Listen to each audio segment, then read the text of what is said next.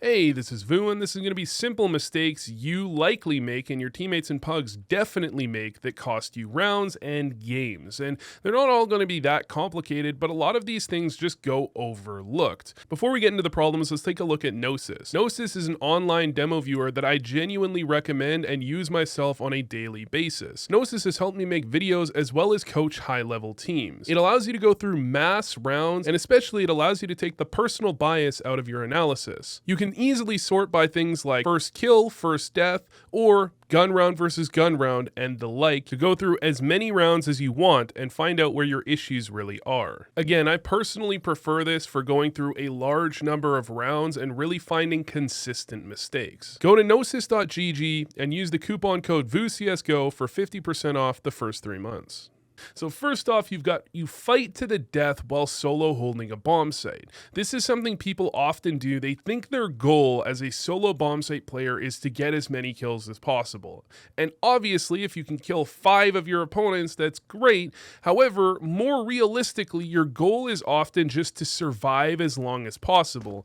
Any extra second you survive is an extra second for the rotate to come in and potentially to throw utility to support you as well. Oftentimes, as long as you survive, your opponents can't get pushed up in the bomb site the way they want. They've got to delay wasting time trying to deal with you, and that means the retake becomes much more likely. If you're in B and you toss down a smoke between you and Van near bench, it creates a huge problem for your opponents to clear you out, and that can be even more valuable sometimes than getting a kill and instantly dying. Simply delaying your opponents is often the key. Another smoke that's great for this type of thing, just as a pointer, is this smoke here below balcony.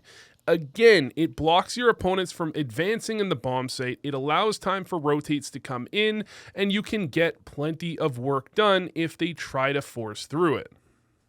The next thing you want to make sure you're doing is constantly changing up your playstyle. If you're the A site player on Mirage here, you don't want to constantly be playing the same angle. Most people understand that, but you also don't want to constantly be playing the same way. And that means if you want to be aggressive, you can't be aggressive 15 rounds in a row. You have to mix in sometimes playing passive, you play retake on the bomb site, sometimes you play aggressive, you play close ramp, you push palace, something like that, and sometimes you play under balcony or default, just holding the bomb site. When you do a mix, a variety of different styles, you're going to make it hard for your opponents to understand how you're playing and read you, and that means they're going to have to use that utility as if you play aggressive. They're going to have to worry that, maybe they're wasting it if you play passive, and they have to clear everything out meticulously because they don't know how you're playing. If you constantly play aggressive or you constantly play passive, your opponents can adjust to that. Being adaptable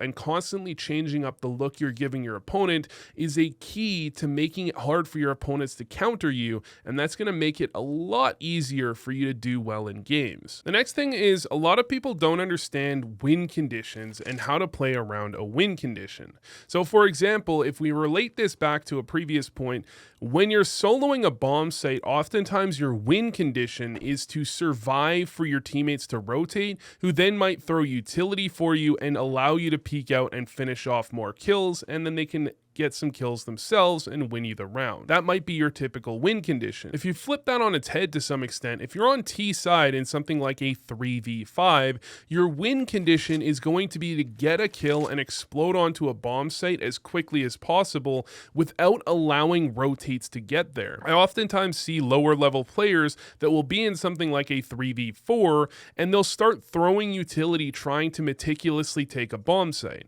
In something like a 5v5, that can work out fairly well. However, when the rotates are so long and far between, you want to try and make sure you get that entry and explode. And oftentimes that means holding on to the extra utility and taking the advantage when you catch a player off guard who's probably looking in multiple different directions and you don't allow the rotates to get there. If they're both on A site when you kill their B player, it's basically already a save at that point. What you want to be doing is making sure after rounds play out, look at the ways you could potentially have won a round and try and understand how that win condition works and what other areas or what other situations that win condition could potentially apply to. This is something that will help you a long way in trying to improve at the game long term. Now, if we go on to something that might be long term, imagine you get in your matchmaking game, you queue up against Astralis. What's your win condition there? Your win condition is you don't have a win condition, you lose. Now, moving on from that is a couple more simple ideas.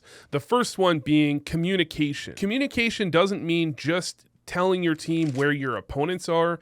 Oftentimes it means as well telling your teammates what you're doing. If your teammate's looking at his radar trying to figure out what in the hell you're doing when you're running forwards looking directly at a corner, you got to explain to him why it makes sense and how you're trying to get to Hogwarts or something. I don't know. Anyways, try and communicate with your team and make sure they know what you're doing without over communicating. You don't need to tell them your life story, but get the point across when you're rotating, what angles you're holding, if you have utility you can use to support, and things like that, if at all possible. The final thing to go over that's important to understand and is a little bit more basic is don't stop while you're in gunfights and try not to hyper focus. Just because you see one opponent doesn't mean you need to kill that player. You have to be able to think around that and understand, well, if one opponent is here, there's another opponent that could be somewhere else, and you don't just chase that guy down into the middle of the open.